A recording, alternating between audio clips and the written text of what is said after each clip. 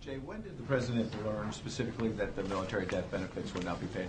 Again, Ed, for the third time. I didn't hear that question. Yeah, and it was asked. I can tell you that So when he did learn, he asked. Yesterday? Ed, I don't know specifically. I can tell you that when he learned that these benefits were not explicitly dealt with in the Pay Our Military Act, he was very disturbed, and he asked for the OMB and his lawyers to take action. So why didn't he have that action taken before today, though?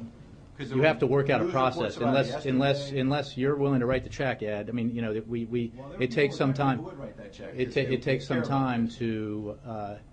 And are you suggesting we don't, Ed? I'm saying there are people who care about it, who want to get it done quickly. And it's getting done. The president's saying he's doing it today. Why won't you tell us what day he learned? Was it yesterday, the day before? Ed, what I can tell you is when the president, and when the president found out, he was disturbed, and he asked his lawyers and the OMB to get to work on a solution, and we expect a solution today. What Congress did not do, when it was informed by the Department of Defense that the DOD would be legally unable to pay these death benefits, was take action, A, to keep the government open. That did not seem to disturb the Republicans who thought it was the right thing to do to shut the government down, just as it did not seem to be particularly disturbing to Republicans when they would cause all the other consequences of shutdown. They chose instead to shut the government down. Unfortunately, this was not addressed in the Pay Our Military Act, which was a bill that was supported broadly with bipartisan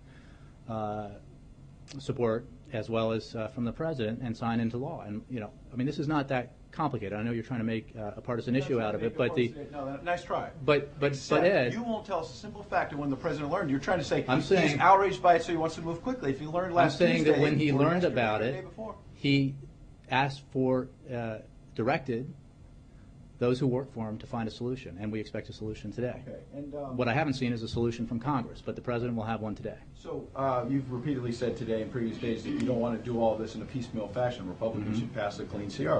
We understand you've said that again and again. But you have had to deal with piecemeal, for example, in this issue. The president wants a solution on this. Yesterday there was an immigration reform rally in Washington. The National Park Service had to staff it.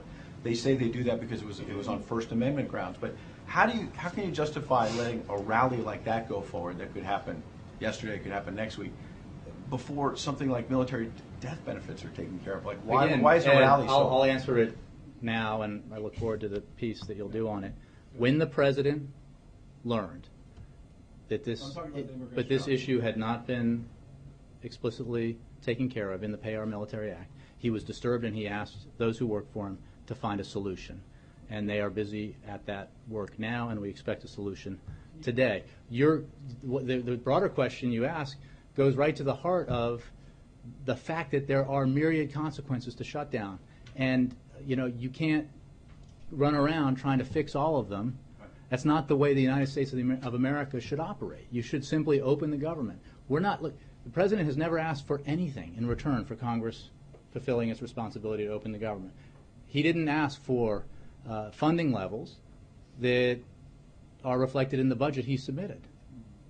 Neither did the Democrats. The Senate passed the budget as the Republicans demanded, and you will note that the CR that the Senate passed and Democrats support, and the House could pass if the Speaker would allow it to come to the floor, and Democrats would support it, does not represent funding levels that Democrats have requested. In fact, they fall far short of what Democrats have requested. But the Democrats believe that because permits need to be issued, because death benefits need to be paid, because Head Start programs need to be open, because hundreds of thousands of Americans need to get back to work, that we ought to open the government. It's as simple as that. Just vote and open the government.